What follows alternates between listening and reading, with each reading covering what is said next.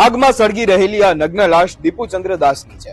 બાંગ્લાદેશના તે હિન્દુ યુવાનની જેની હત્યા પછી વીએચપી જેવા હિન્દુવાદી સંગઠનો નવી દિલ્હીમાં બાંગ્લાદેશ હાઈ કમિશન સામે વિરોધ પ્રદર્શન કરી રહ્યા છે.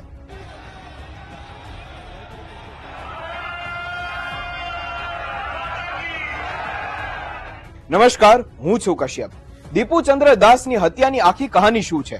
બાંગ્લાદેશમાં હિન્દુઓની સુરક્ષા માટે ભારત શું કરી શકે? જાણીશું આજના એક્સપ્લેનરમાં.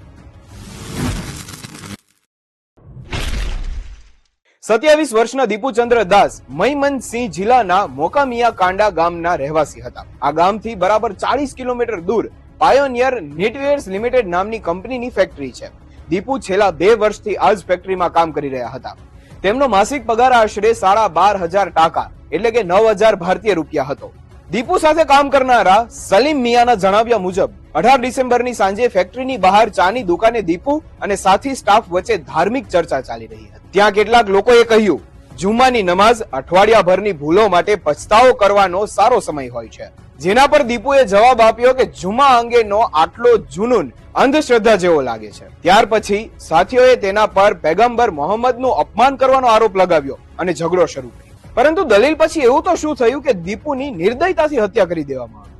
બાંગ્લાદેશની રેપિડ એક્શન બટાલિયન એટલે કે RABA પોલીસના જણાવ્યા અનુસાર દીપુને ફેક્ટરીના સુપરવાઇઝરે જબરજસ્તી રાજીનામું આપવા મજબૂર કર્યો અને પછી ટોળાને સોંપી દીધો. ફ્લોર ઇન્ચાર્જ આલમગીરે પ્રથમ આલો અખબારને કહ્યું કે ખબર એવી આવી કે દીપુએ પૈગંબર મોહમ્મદનું અપમાન કર્યું છે. આથી ફેક્ટરીના મજૂરો વચ્ચે તણાવ ઉભો થયો. ફેક્ટરીની બહાર જ લોકોની ટોળી એકઠી થઈ ગઈ હતી. બધાએ દીપુને ફેક્ટરીમાંથી કાઢવાની માંગ કરી રહ્યા હતા. અમે સ્થિતિને સંભાળવા માટે તેને નોકરીમાંથી કાઢી મૂક્યો, પરંતુ ગુસ્સે ભરાયેલા લોકોએ દીપુની હત્યા કરી દીધી. આ ટોળામાં દીપુના સાથીઓ પણ હતા. બધાએ મળીને તેને લાકડી અને લોખંડની